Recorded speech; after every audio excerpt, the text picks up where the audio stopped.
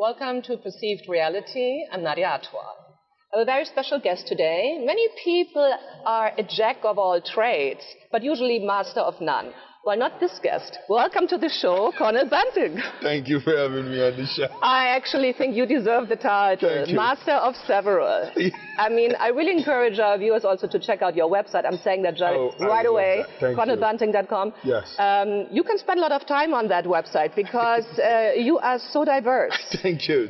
Tell us a little bit about yourself, your background, and your unique journey. Yeah, so, I was born in Jamaica. I had upbringings in England. But a lot of this started when I came to America and I pursued this dream to become a citizen, open up my own company, and all these different things that follow. But I got an opportunity to open my security company, 3P Security, and there I was getting so successful so fast.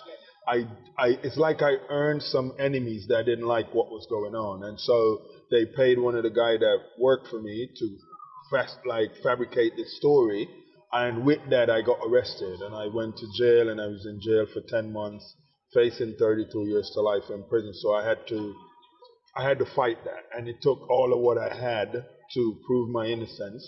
Really challenging time because when you come up from a very poor background, where I remember days when I used to eat the mango skin off the road from what someone peel off a mango. That's how hungry we was and couldn't have food, So I understood, and so with that, I felt like I was on my path, but I wasn't walking in my purpose. So when I got locked up and I was facing 32 years to life in prison, a lot of things got put into perspective.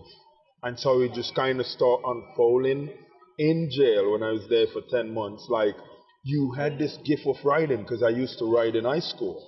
And I did plays, because I was pursuing this girl on the soccer team. And she said, in order for me to go out with you, you had to join the drama club. And that's how I kind of got, learn how to write and got into that and just got fascinated with writing. Mm-hmm. So I could look at anything and write about it. And so that was what that looked like. But I didn't pursue it. I went into hospitality as a bellman, and I was a teacher. I was doing stuff that wasn't my purpose. So really going to jail kind of put a lot of things into perspective for me. And that's when I got out, instead of fighting with the system, I said, you know what, I'm going to tell a lot of my story, because I was writing while I was there. I wrote 4 books. And so when I got out, I said, you know what, I'm going to put out a story that tells a kid's story, but it's hiding my story, because I'm Leo, and I felt like I was a lion that had no roar. I couldn't really talk about what was going on with me, and it was one of those things. So people didn't necessarily understood me because I hide a lot of my frustration, because it was, why put it on people that have no idea what's going on? Yeah. And so the book came out, Lion with No Roar, after this whole thing happened. We went to trial. They found me not guilty on all 16 charges, and that's kind of when everything just started unfolding. And you are writing children's books? Yes. You're writing books for adults? Yes. I find all of them fascinating. Thank you. And I really recommend our viewers to look into it, because they come from a real place of hardship. Yes. And you elevated yourself all the way to the top. Yes. And then you created a video game. Which has an adorable character named Nostril, also one of your books. Yes. Nostril's Adventure. Yes.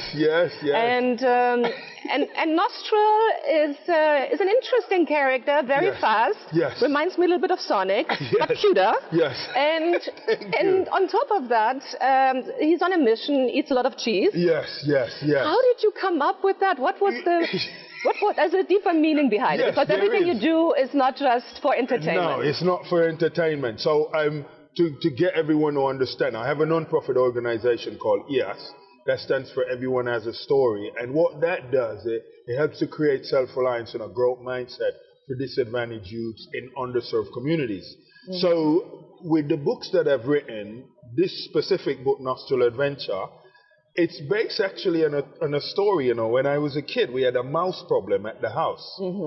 And we couldn't catch this mouse to save her life. And I had this one Viking shoe that I would polish to go to school with. And one day I got out and pull it from where I have it polished, and it was all chewed up on the side, and I was so furious. And I said to my brothers, because it were three of us, and I said, boys, we got to find this mouse. We got to get rid of it. Get a cat? And, yes, and so, but at the time we didn't have one, you know, so we pursued this mouse so long. And then my dad said, you know what, let me put a end to this whole situation. And he brought in a cat. This cat was full white cat.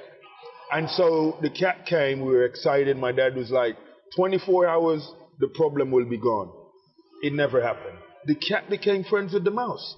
And it was one of those things, we were so confused. We're like, oh, we got to get rid of this cat. It was like Tom and Jerry. Yeah. It was useless. But the cat was so unique because it got up, it showed us that the impossibles that look impossible can be possible. Yes. Mm-hmm. And so when I wrote this book, I wanted to give that mouse that power. So he had a nose that could smell the finer cheese. And so what I did, I wrote this story where he goes on a quest to find the finer cheese, which was a gold dust cheese. But on the quest, he runs into this rat named Roscoe. And Roscoe wants this cheese as well. The challenge is with Roscoe, he doesn't have the ability to locate that cheese. So he has to follow Nostril without Nostril knowing. And then once he finds it, then he takes it from him. So that's the story. And I said, you know what? They're liking the story. We got to turn it into a video game. So I wrote the concept, did some coding, because one of my degrees in gaming and simulation programming. And I said, you know what, I want to see what that look like. But I've concept all these other games, but Nostril Cheese Chase was the cheapest one to put out, because I didn't have an investor or anything to get behind what I was doing. And so now I'm in that place where I'm hoping that I get an investor that could possibly, you know, get in and, you know, either invest in the Nostril or invest in some of my other games. Because I've written over 50 books. Yeah. And so some of the bigger books, like Cornell the Journeyman, which is my latest novel, the plot is just unique and crazy. And so I concept a video game as well from that storyline. How can people get more involved in your project? You know, I would love to get an investor that would just say, you know what, we believe in what you're doing. I have a portfolio of over 22 video game concepts. And when I tell you, people love what Nostril Cheese Chase look like, they've seen nothing. That's the simplest one out of the whole portfolio. So, you know, get someone in that, and I'm willing to go all the way up to 30% equity ownership if someone was possibly want to get in. And, you know, so they just reach out to me. CornellBunting.com gives you literally everything. I love that you plug that in the way you did, because they can see my clothes there, they can see the books, they can see Very cute Nostril clothing. My 9-year-old right away wanted a t-shirt. Yeah. Oh my goodness. Very good, love it. Well, Cornell, that was such a pleasure having you here. We will continue to follow your journey closely. Thank you. And please join us again. Yeah. Oh, I can't wait to be back. Thank you so much. Love it. Thank you. There was another episode of Perceived Reality. See you again next time.